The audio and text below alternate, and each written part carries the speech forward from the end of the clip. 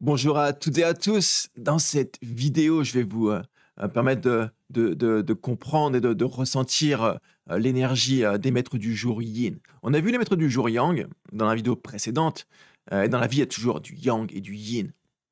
Pour vraiment résumer très succinctement, l'énergie yang, elle est plus dynamique, elle a une forme de puissance, elle a une forme de mouvement, quelque chose qui peut être solide, qui peut être dur. L'énergie yin, globalement, elle peut être plus souple, plus flexible et plus subtile. Alors, évidemment, hein, le maître du jour, il va décrire les traits généraux de la personne et le Bazeux dans son ensemble va décrire tous les détails. Mais là, on a une image qui résume déjà un aspect qui est fondamental pour pouvoir comprendre qui on est vraiment et ce qu'on doit incarner, hein, dans notre quotidien.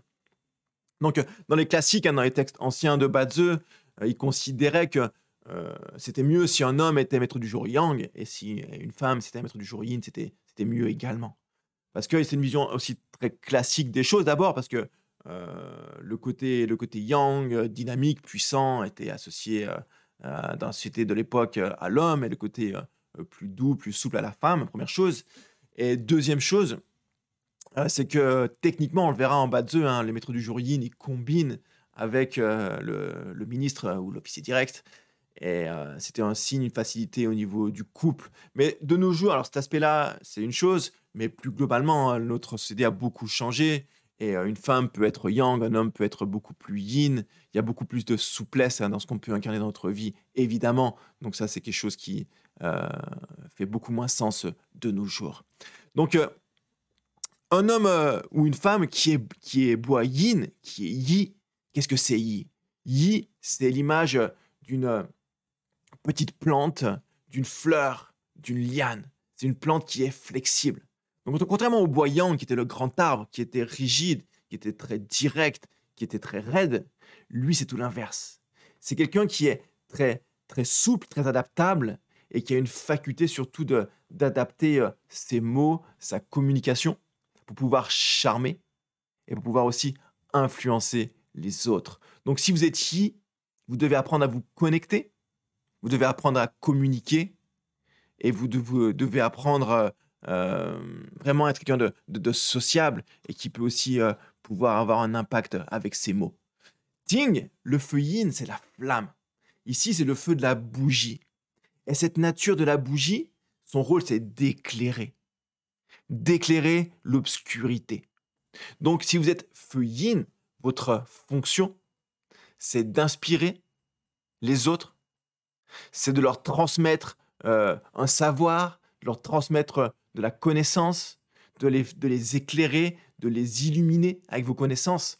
Parce que les personnes qui sont feu yin doivent avoir aussi un besoin d'avoir beaucoup de connaissances, de beaucoup comprendre, de beaucoup analyser, de beaucoup étudier, et ensuite pouvoir le transmettre et le communiquer aux autres. Ji, la terre yin, c'est la terre des champs. Votre rôle, c'est de nourrir et de prendre soin.